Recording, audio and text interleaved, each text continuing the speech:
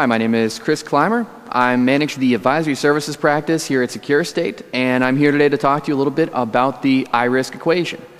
As you may be aware of, we recently released this out to the security community in a wiki format so that anybody can contribute, can add content to it. Kind of a unique project that we've had here at SecureState. And I'm not going to dive into all the details of that, but what I am going to cover today is the basic components of the iRiskEquation, how you can use it, and why it may be useful to you in your own environment. So anybody that's gone through the CISSP, dealt with any kind of risk management framework in security, at a high level, none of this is a big surprise, right? We're used to seeing risk being some component of vulnerability, threats, controls, often with assets in there in some form. So at its most basic form, the risk equation is pretty familiar territory to most of us in security. This is not an accident. What we've tried to do is build something around a lot of the information that we have, around what's familiar and what's going to work. Again, the iRiskEquation is about having something that is useful, implementable, that most of our customers and many others out there in the security community can actually use. While here at SecureState, we're big proponents of frameworks like FAIR, Octave, and some of the others. We've found that most of our clients don't have the information you need. They don't have the asset information you need to feed into some of these other methodologies. They don't have the resources to do the in-depth risk assessment needed. So the iRiskEquation is a little bit different, and that it is built around a lot of the information we already know. Why would we do that? Most of the people we're working with, the CIOs, the CISOs of different organizations, they're making security decisions every day. We're all making security decisions every day. And they're going to do them based on the information they have. What typically happens is they do a pen test. Based on the results of the pen test, okay, those are the things I'm going to spend all my time addressing. Or they do a PCI audit. Okay, well, those are the things I'm going to spend all my time addressing. The two things aren't really tied together. There's no sense of risk to their organization based on either one. They're very focused assessments. And so as a result, maybe security efforts aren't prioritized as well. On the other end of the spectrum, and if they were to do a FAIR analysis, if they were to do an Octave assessment, they'd be much better positioned to really know where to focus their efforts within their organization. But just getting them to iRisk is difficult enough. Getting them all the way to what's even farther down the spectrum, a FAIR assessment, an Octave assessment, is almost impossible for a lot of these smaller organizations that we deal with, for those that don't have a large security staff, let alone a dedicated resource or two to do risk assessment. So we've built our equation around the information that we've already got. From a vulnerability perspective, very familiar to most of us, penetration tests, vulnerability assessment. We're used to seeing these all the time, right? How do we understand what controls are? We've got PCI assessments. We've got SaaS reports. And now that SaaS is being deprecated, we've got the SOC 2, SOC 3 stuff that's kind of taken hold. We've got HIPAA. We've got COBIT. We've got, here at SecureState, we do the InfoSec assessment.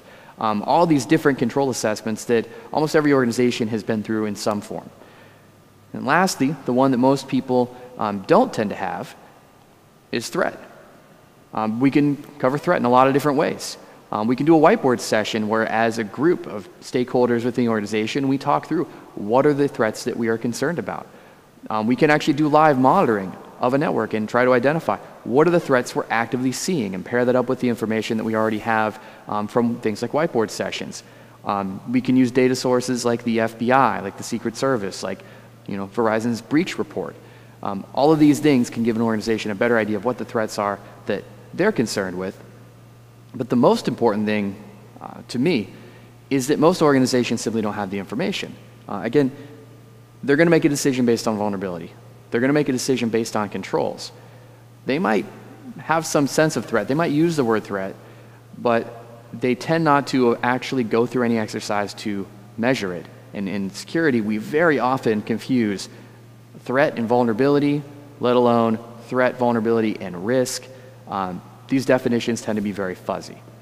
So if nothing else, one thing that we hope to achieve with iRisk is to at least get some consistent agreement on what we call these things. Whether or not something like FAIR or Octave covers it in more depth, let's at least agree these are the things that are a risk. These are the things that are a vulnerability. These are the things that are a control, a threat, and so on. So having covered very briefly some of the different types of assessments that give us this information, what do I actually mean when I talk about vulnerability, threat, and control? Vulnerability, pretty familiar to, it's what the security community is really focused on for the last several years. Again, that's what we get out of a pen test. That's what we get out of a Nessus scan.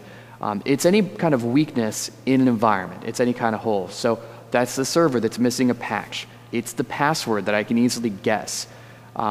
These are the things that we're going to attack. Now we also have controls. Controls are all the things we put in place to prevent somebody from actually exploiting that vulnerability. So control could be a patch management program to make sure we're actually getting patches in place. Could be a firewall. Could be network access control. Could be any number of things. And again, controls are where the audits that we're very familiar with tend to focus their time. If I go through and do a PCI audit, I'm trying to identify what are all the controls you have in place to protect cardholder data in your organization. Controls by themselves aren't that meaningful if I don't know what the vulnerabilities are that they're protecting. Vulnerabilities on their own aren't that meaningful if I don't know what controls are in place to mitigate them. More importantly, if I don't know what the threats are that are going to act on these, then neither one of them really matter at all. Because just because I have a weakness doesn't mean that it's likely that somebody's going to take advantage of it. Or conversely, I might have a very small weakness, but a very serious threat that's trying to act on that. So, and again, if we don't have a threat, our risk score is going to only reflect vulnerabilities and controls. This is where most organizations are, or they have a risk score that's strictly based on vulnerability. And I'm sure a lot of you have seen the report that gives you some kind of risk rating strictly based on a pen test. Well, you can call it a risk rating. It's not necessarily wrong, but it's missing two of these components. It is a risk rating entirely based on vulnerability. And I've certainly been in the position where I'm asked, okay, well, you've given me a severe rating on this pen test. I don't think that's fair because we're a small mom and pop shop. I don't think it's that likely that somebody's going to target us. And in many cases, they may be absolutely right. But if all you do is a pen test, you don't have that information. You only know vulnerabilities. So the threat is very important for context to know, really, what do I do with this other information? So to give another example of how these three components come together, I like to use the analogy of a door. It's physical security is something pretty well understood by anybody, no matter what your background. So imagine that I've got a house, and the front door of my house, there's no lock on the door. Never gets locked. Anybody could just go walk in that door. That's a pretty big vulnerability, right? There's nothing that prevents me from getting inside of that house. What's my control? I've got a dog that sits on the front porch. He's a detective control. Anybody that gets near, he's going to make some noise. If he's not sleeping or out chasing, chipmunk in the backyard, hopefully he'll notice an intruder and I'll hear about it. Not as good as a preventative control like a lock on the door, like a fence, but hey, it's something. Well, most people are going to say, well, you don't have a lock on your front door. Anybody go walk in. That's a huge risk. Somebody's going to come in and steal your stuff. In fact, if we take the kind of nomenclature we tend to use in security, somebody probably already has. We love to say that in security. This vulnerability is so bad, clearly you've already been compromised. Well, there's important context that you're missing. My house is out in the middle of nowhere. The nearest house is 10 miles away. Very few people come anywhere nearby. Most people don't even know that I live there. It's a cabin out in the woods. Well, in that situation, most people are going to agree, it's probably not that likely that somebody's actually going to break in your house. And this is the reality. Many people live in a rural area, aren't necessarily going to lock their doors. You live in Manhattan, you'd be crazy not to lock your door. Why? Because your threat is a lot higher. You've got a lot more people that are potentially going to try to break into your house. So you've got 3, 4 different locks on the door, maybe you have an alarm system, a dog too. Police are constantly walking by in a lot of these neighborhoods because the threat's a lot higher. So you can see from that example how big of an impact knowing your threat makes, much more so than the vulnerability alone, the control alone, which is where we tend to make our decisions. So this is really the starting point. And what goes into all three of these pieces of the risk equation, again, it's fairly elemental when you sum it up at its highest level. It's very familiar, but there's a lot of different components that go into each one of these. And I'm going to go through each one very briefly. And again, on the wiki at community.securestate.com, you can find more information about all these, and it will be continually updated throughout the year. Vulnerability, we use what's already been established as a pretty good metric for measuring vulnerability, which is the CVSS V2 base score. Anybody that's ever used a scanner, a Qualys, a Nessus, a Nexpose, are probably familiar with these scores. If you've ever read a Microsoft alert on a security patch, you're probably familiar with these scores. Almost anybody that talks about vulnerability tends to use CVSS. It's really the standard, and in my opinion, of the components we have for risk, it is one of the most mature. Now, we get in philosophical debates about whether it's perfect. Of course it's not. None of these things are, but it is absolutely one of the most mature components we have, and that's why a lot of decisions are made based on vulnerability. It's very well understood. So what goes into that? We've got a lot of information. It's going to differ based on environments, based on whether it impacts an organization's availability, integrity, confidentiality, how difficult it is for somebody to access it. Can I get to that? Can I access it? Do I have to have internal access to your network? Can I hit this thing from out on the internet somewhere? Do I have to already be an administrator on your system to take advantage of it? CVSS is concerned with all these things. Now, CVSS also has the ability to pull in more detailed information about your environment. That's something you'll note is absent here.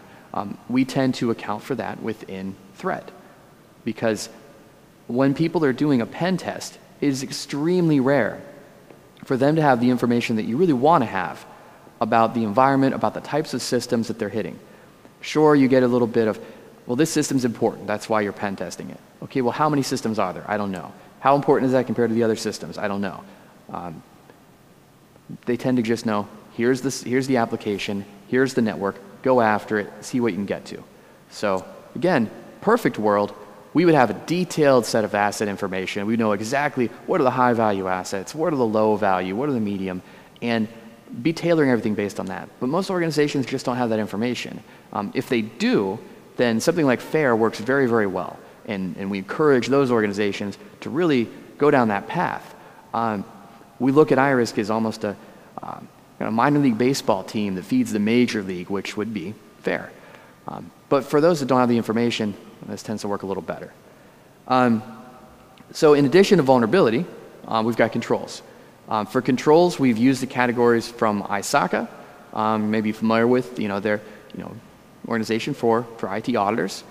And in ISACA's world, we have 4 different control types. We have preventative, detective, corrective, and deterrent. Very well established within their standards. Had a lot of internal debates of, well, how exactly should these get weighted? Are there other types of controls? But at the end of the day, found their definitions to be fairly solid, and most controls fit into those categories, and pretty consistently.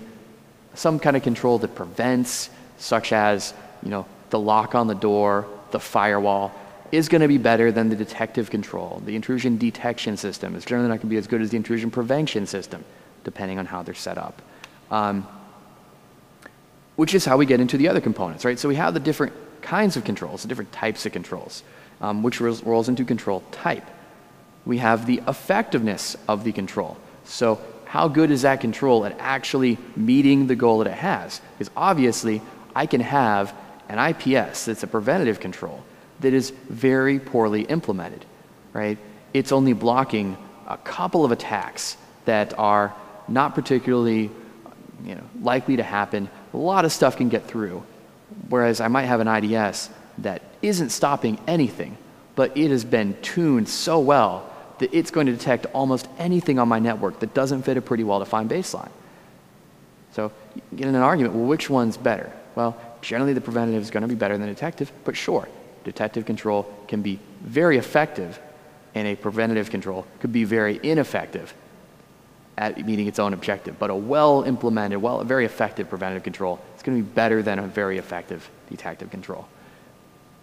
What we've also done within the risk equation, you'll notice, is we have in place and recommended controls broken out. What does this allow us to do?